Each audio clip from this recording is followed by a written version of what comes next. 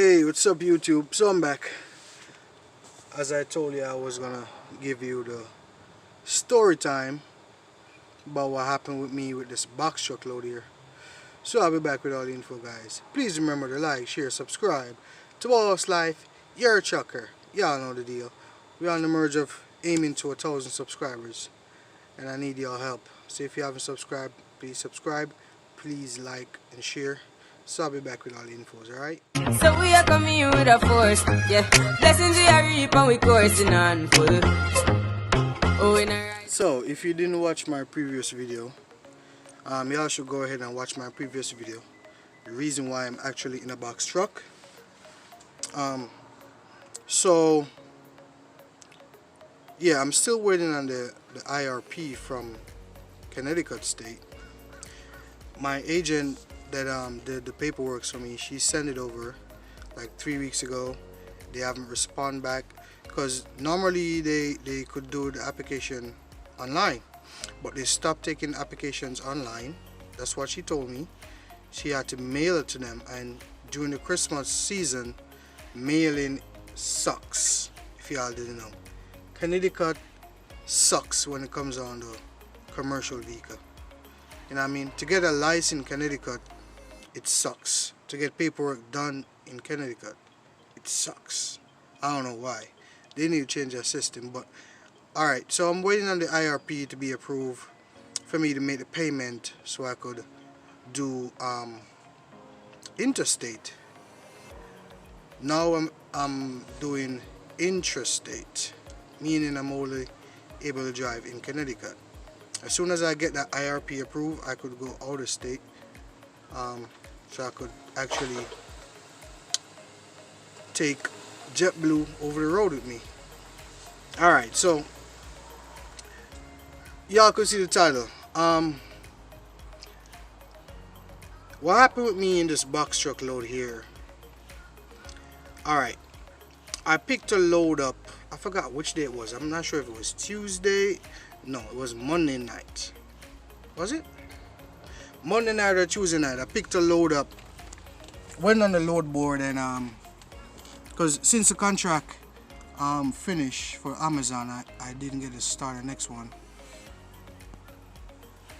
So I actually went on the load board, checking for box truck load, because I know I could rent a box truck. So I go ahead and rent a box truck, 26 footer, and I saw me a load from JFK to Maine. I went ahead and I booked that load. Go ahead and I picked this box truck up. Yeah, it was $180, $190 a day for the box truck, and they charge 29 cents per miles. Plus I took their insurance, which was $60. Because for me to add this truck on insurance, I probably would have to have it for a month, something like that. That's what the agent told me.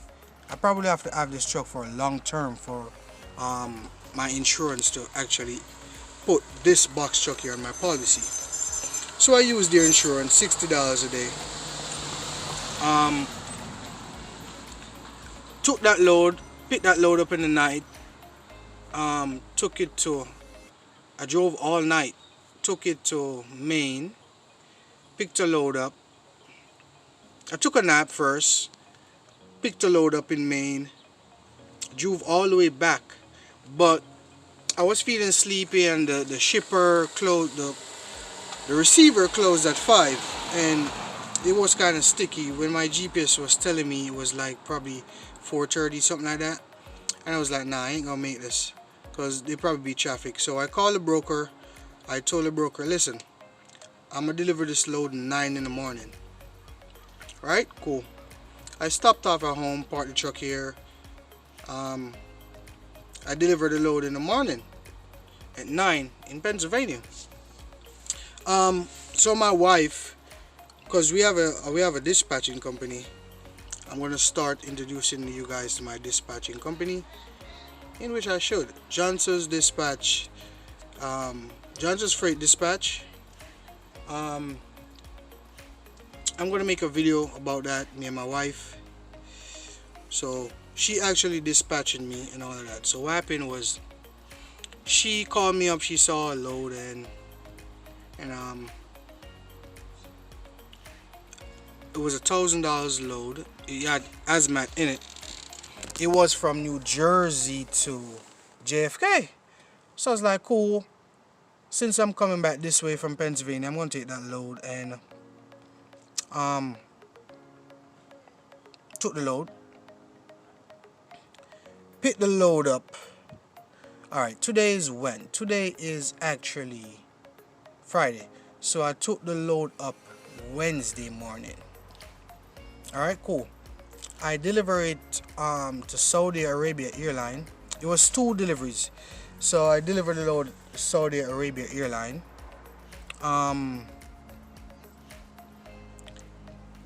It took me like 4 hours to get unloaded for just like 3 pallets.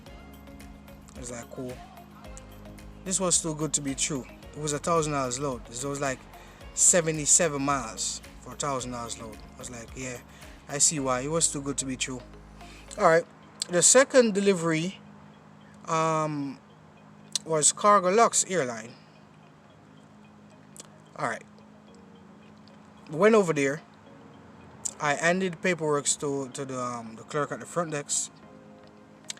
It took me like an hour for she to told me that, listen, this goods here, they ain't gonna take this load until tomorrow. It's an hazmat, because the second drop off was an hazmat. It's in the truck right now. It's actually hazmat. It's 1 pallet. It's less than 1,000 pounds. All right, so she told me that they ain't gonna take the load until tomorrow. They gotta be here for them to take the load, because I guess it's like a different company, something like that. All right, I went back. I drove all the way here to Connecticut from JFK. I remember I told you I gotta pay for the truck mileage, 29 cents per mile. So I drove all the way back home with this load. I headed out yesterday morning with this load early. I got there like 8:30, 8:39, something like that. And I went and did the same process and in the paperwork. They had me there like 3 hours. Started getting a little upset. I was like, you know what? I came here last night. You guys waited an hour for y'all to tell me that you ain't gonna take this load. I'm back and it's 3 hours already. Come on. So alright, she called the supervisor. They took the pallet out. When they took the pallet out,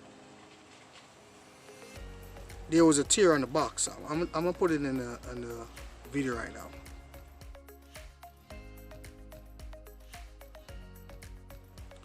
Okay, so that tear in the box right there, that's the tear they rejected the load.